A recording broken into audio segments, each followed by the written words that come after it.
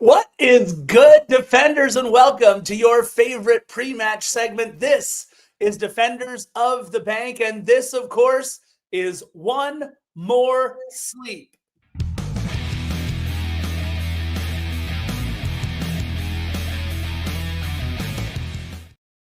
That's right. It's your favorite pre-match segment here on Defenders of the Bank. This MLS regular season match number 17. And no, not all of them have been against the Vancouver Whitecaps, but this one certainly will be. You know my voice. It's the Scarf. J.R. Liebert, set to give you all the info that you could possibly handle about the Whitecaps in front of the world-famous Scarf Wall, and of course, across the interwebs from world-famous Philomonster Studios in Burbank, California, with a friend today. That is one Christian Philemon. Hello, Los Angeles, and yes, welcome back to another episode of One More Sleep, where it is Scarf and me and Hello Kitty on the night before Pride Night, the night before we go against Vancouver for what will be the 15th time since 2023. So no, not all of our matches have been against the Vancouver Whitecaps, but a lot of them in the past couple of years have been. But I got to tell you, contrary to what has been the case in the past few years, I'm very much excited about this contest against the Vancouver Whitecaps because this is a very different team than the Vanni Sartini era. That's the word I'm looking for. This is going to be a good time. This is a very talented team, but they're going to be missing a lot of players due to the Gold Cup. But either way, it'll be nice for LAFC to finally be back for a regular season game after the FIFA Club World Cup, and looking forward to it. Yeah, it's going to be an interesting one. This is not your very much older cousins, Vancouver Whitecaps, for sure. They have been leading the MLS Western Conference for most of the season, no longer leading with San Diego FC now in the driver's seat. My goodness. But a very, very good Vancouver Whitecaps team. Their 19th match of the MLS regular season. This is only LAFC's 16th regular season match. 16. We are sitting in 7th place, but of course, at least 3, if not 4 or 5 matches in hand. After this one, it has been an interesting regular season. But Philly, you mentioned it. They're going to be missing a lot of players for Gold Cup action. But this is a Vancouver Whitecaps squad that just had 4 players named to the MLS All-Star squad, including a goalkeeper that I have been very critical of in years past, Yohei Takaoka, Sebastian Berhalter, Philly's favorite player, Brian White, and of course, former black and gold himself, Tristan Blackman. This is a very talented Vancouver squad. Indeed, and they don't even have like their second best player in the MASL. Geez, I'm thinking about indoor. I'm talking about Pedro Vite. How Pedro Vite isn't in the All-Star game is wild to me, considering how talented he is. But yeah, so many good players, man. We had a really fun contest against them earlier in the season. Brian White screwed us in that one, and props to him. I've been saying for years that Brian White unquestionably is one of the best strikers in Major League Soccer. And now that he's finally, proven himself on the international stage, he's with the United States men's national team, along with Sebastian Berhalter. That's a testament to how hard he's worked. Kids from Jersey had a hell of a career at Duke University. So I'm really happy for the guy. But despite the fact that there won't be a baby Berhalter, despite the fact that Ali Ahmed is with Team Canada, although he is kind of hurt too. And speaking of hurt, so is Ryan Gold. They've had 18 different goal scorers throughout the course of the year, and 15 different players that have managed to register assists throughout all competitions. So despite having some of their biggest guns and toughest competitors out, they still have a laundry list of players that can do some damage. Yeah, and look, this is a club that came out of the gate and by the way, have been on fire for most of the MLS regular season. Just one loss in their first 16 MLS regular season matches, but they've now lost their last 2. A 2-1 defeat at Columbus, always hard to beat the Crew, at Columbus and then getting boat raced at home 5-3, but it was 5-1 or 2 for most of that match against San Diego in Vancouver. San Diego, I mean, you and I, Philly, have been talking about them quite a bit. Not very often you see the Vancouver Whitecaps giving up 5 goals on the season. In fact, just 19 allowed, including that match, in all 18 matches they've played so far. Still a plus 15 goal differential. And Philly, maybe there's a little hangover, although they won their next match right after. I don't know. But maybe there's a little hangover, Philly, from that 5-0 loss to Cruz Azul in the Champions League final. I mean, they've got players that are hurt, players that are out. The game against San Diego, in particular at home, was interesting. And, let's see what San Diego does. I feel like we've seen this story before. Team coming out of the gates, red hot in the Western Conference. I'm talking about St. Louis being the most recent team to have come out of the gates hot and then just started to slowly progress and fall off the cliff. So we'll see how for real they are. Unfortunately, we didn't have the greatest of results as far as they go. But look, not only is Vancouver a team, maybe with the 2 losses, you could say what you want about them. But look, on the road, they've been also pretty darn good. They've only lost once. They've drawn 3 times and have won 4. In this league, as long as you're pretty darn good at home, and they are 6-2-2, and you can squeak out some points on the road, which they have, that's the easiest way to not only get to the playoffs, but potentially to compete for a regular season trophy. And they're only 5 points behind the Philadelphia Union in terms of the Supporters' Shield race. So the Vancouver Whitecaps have plenty to play for. I really was upset and disappointed when Vanni Sartini was let go because I thought that guy was great. I loved being in those press conferences and hearing him talk. The most memeable manager in the history of Major League Soccer. I loved it, but he's gone. And much to the joy of the Vancouver Whitecaps fans, this new regime has proven to be the difference maker because, oh my God, how talented Vancouver has been all season has been an anomaly from what we've seen since LAFC first came into the league in 2018, when most of us, if not all of us, really started paying attention to teams like the Vancouver Whitecaps. Yeah, this might be our 25th meeting ever, which, by the way, is tied for the most. No, it'll be our 26th. Are you sure? Yes, because we have won 13 times. They've won 6, and there's been 6 draws. That's 25. It'll be the 26th encounter. Interesting. Maybe Transfer Market was wrong. I've got 25, but either way. 25 games played. It'll be 26 tomorrow. I hear you. That is tied with at least Galaxy and Seattle as the most times we've ever played any team. And you mentioned it, Brian White, a little bit of a thorn in our side. LAFC led 2-0 back on May 11th at Vancouver after just 19 minutes with Denis Bouanga and Marky Delgado scoring goals. Denis was on a penalty kick, and I know he'd like to have one certain penalty kick recently back. But Brian White scoring on both sides of the halftime whistle meant that both teams were coming home from a point. And you mentioned Jesper Sorensen in Vancouver in his first season. He has now managed 28 matches overall with the Vancouver Whitecaps, 13 wins in those 28 matches. More importantly, only 5 defeats in those 28 matches. Formerly, by the way, the manager of Brøndby in Denmark. And there is one small connection with LAFC, Marco Urena playing 16 matches for Brøndby back in the day. But that being said, Philly, we mentioned it, 4 All-Stars for Vancouver, 1, of course, for LAFC. But let's get into our players to watch so that the millions and millions can know exactly who we think are going to have the biggest impacts in this match. And I'm going with Ryan Hollingshead on this one. Ryan Hollingshead 1 goal away from tying Graham Zusi as the highest scoring defender in MLS regular season history. And he's been pretty close over the last handful of regular season matches. Did not factor into the offense very much in the Club World Cup, which is exactly why I think Ryan Hollingshead will be itching to go in this one.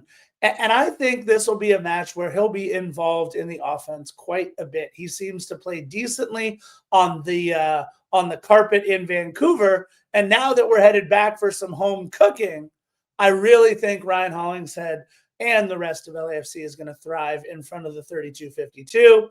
And I have to look then at a backline mate of his formerly. Well, I guess they never played together in LAFC. They never played together. Yeah, never played together. But a backline, former backline black and gold member for sure is one Tristan Blackman, who has, by the way, really come into his own with the Vancouver Whitecaps. We mentioned 4 MLS All-Stars, one of which certainly being Tristan Blackman.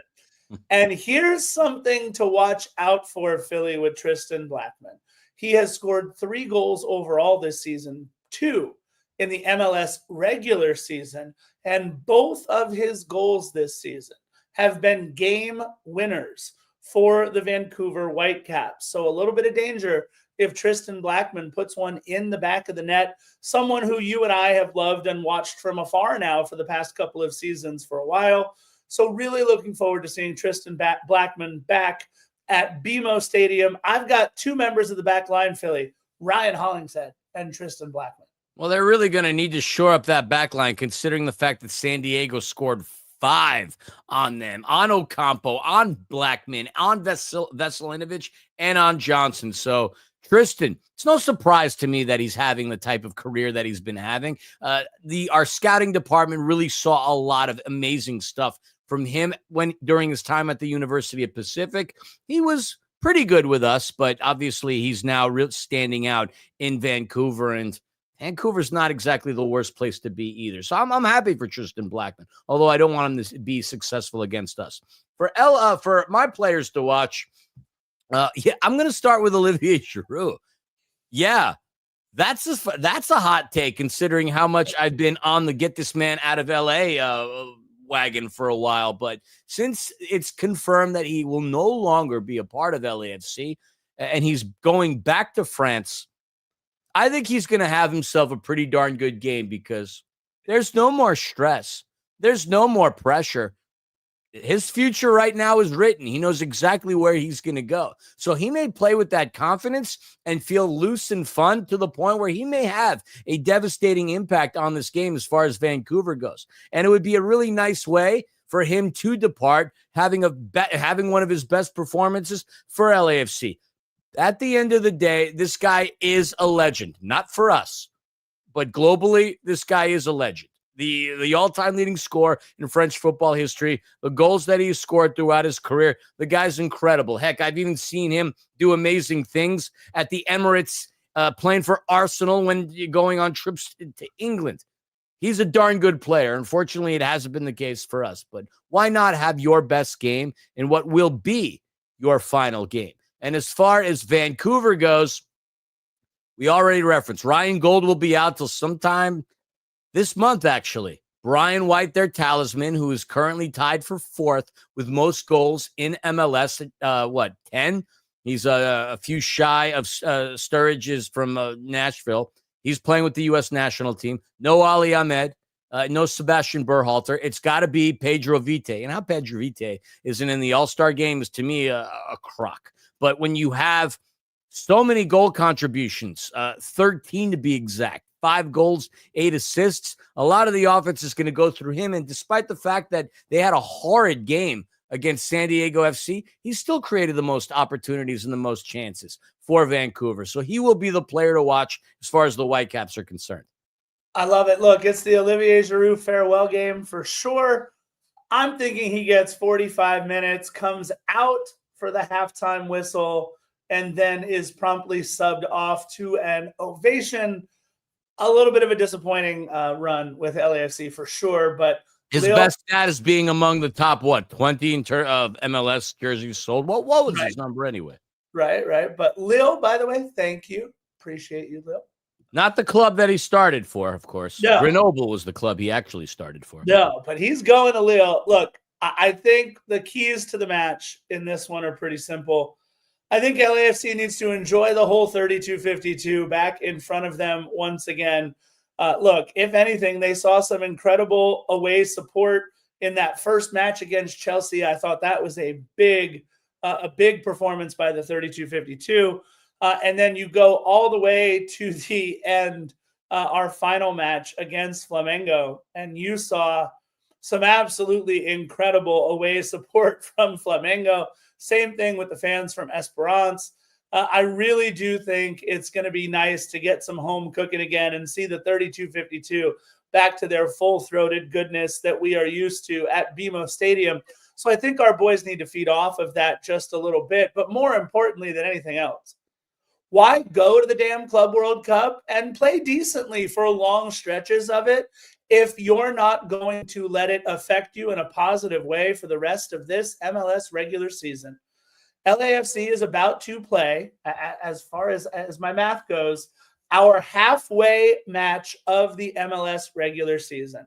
And the way that we played against Chelsea and the way that we played against Flamengo, those performances need to drive the way that we play for the rest of this MLS regular season en route to the playoffs. Philly has gone on record many times saying that he does not feel that this club is long for the playoffs, both as currently constituted and as the way that we have been playing through the first 16 regular season matches. And it's hard to disagree. But I think what LAFC needs to do is to turn it up to 11 and use these performances in the Club World Cup, especially against Chelsea and Flamengo, and allow that to propel ourselves to an incredibly successful second half of the regular season. So enjoy the 32-52 and use what you learned in the Club World Cup. We talk about the Club World Cup, so it's no mystery. We have a partnership with FC Bayern. And what Flamengo is going to witness tomorrow at 1 p.m. Pacific Standard Time is a Bavarian beatdown. Mark my words, Bayern is going to steamroll Flamengo. We gave them so many flowers and so much respect because obviously it was warranted. But going against the Bavarian Giants ain't going to happen, friends. Bavarian beatdown over Brazilian Giants. That's the narrative for tomorrow's FIFA Club World Cup, which inherently benefits LAFC because of the partnership. Not that much, but somewhat.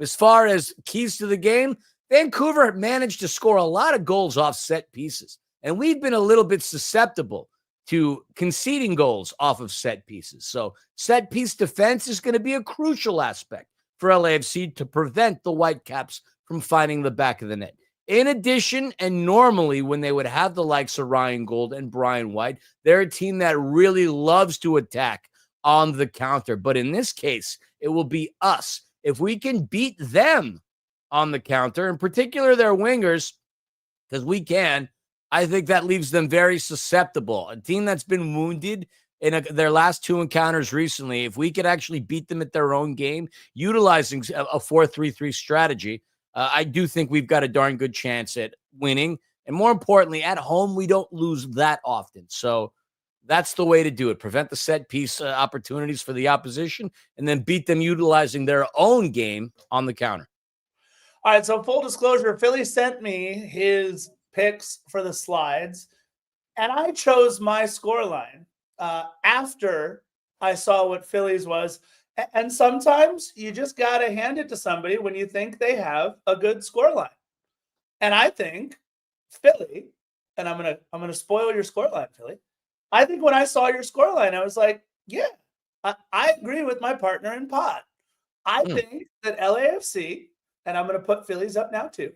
I think that LAFC is going to come out there and assert themselves, maybe even open up a 2-0 lead, and then maybe give up one late. Look, Brian White and Pedro Vite are incredibly singularly talented players. I think that it's very possible that LAFC could get a late winner and win this 2-1. But Philly, I like your scoreline, and I like Ryan Hollingshead to get one of them. So I went with my 2-1 because I agree with you, buddy. Can you say that one more time? No? And can maybe Ruben clip it and then distribute it across social media several 100,000 times? Yeah, I mean, look, Vancouver isn't a team that allows a lot of goals or concedes a lot of goals on the road. So I don't think it's going to be a 3, 4, or 5 result or a combined total of that. I do think it's going to be a competitive match. It is a shame in the grand scheme of things that it won't be two teams at their full power competing against one another. But that being said, there's absolutely no way that LAFC, number one, should lose at home. And number two, lose against a team that is going to be without 3 of their best players. So for us to lose against the Whitecaps, to me, would be utterly nonsense and honestly just a testament to poor play, if anything else. We're going to come out there and win. It's not going to be by a convincing enough margin that most of us would want, but either way, we're going to start out our restart for the MLS season on a positive note, taking 3 wins at home on Pride Night. And I got my Pride Night glasses here. I try to find my Pride kit from the past couple of years. I don't know. I've got so many jerseys. It's buried somewhere, but we're going to have a lot to celebrate tomorrow. Not only the return to the regular season of Major League Soccer by LAFC, but the departure of LAFC, of Olivier Giroud. So for some, that might be great because he hasn't been good. But at the same time, we'll celebrate the fact that we had a world-class talent on our team for at least a cup of espresso. That's kind of cool. And of course, it's Pride Night. And so a lot to be thankful and celebratory for. We're living in some crazy times, people. And hate seems to dominate the headlines, which disgusts me in the grand scheme of things. Just be nice, be kind. We all go through our battles, and life is crappy by itself. But let's just enjoy ourselves tomorrow. Toast, raise a glass, toast to Olivier Giroud, toast to Pride Night, and toast to 3 freaking points defeating the Vancouver Whitecaps. Yeah, look, it's pretty simple. This is a good old-fashioned 6-pointer, too. And yes, it's smack in the middle of our season. But if Vancouver takes this one, that is a big thorn in our side of trying to get higher in the standings in the Western Conference, or even potentially win the Western Conference for the second year, and actually, third year in a row. My goodness. It's going to be very difficult for LAFC unless we get 3 points in this one. They are several matches in hand, but also, again, several points in hand on LAFC. So I think this is a good old-fashioned 6-pointer. It is incredibly important for LAFC to come out and play really well. And you mentioned it. There's no reason. With all the players that Vancouver will be missing, of course, they will play for incredible pride. And Jesper Sorensen has them playing incredibly well. But that being said, what they showed they could give up against San Diego, we are going to have to take from them as well. So the halfway point of the regular season, Philly, after this match, 17 matches played on the season. I know that many of you will be out there at BMO Stadium celebrating Pride with the rest of us. Please come out, say hi. And again, to all of our friends in Pride Republic and everybody else who's part of the LGBTQ plus community, we salute you on Pride Night and allies, baby. Here on Defenders of the Bank. That's damn right. And you know how we like to end all these things. Bye-bye. Bye-bye.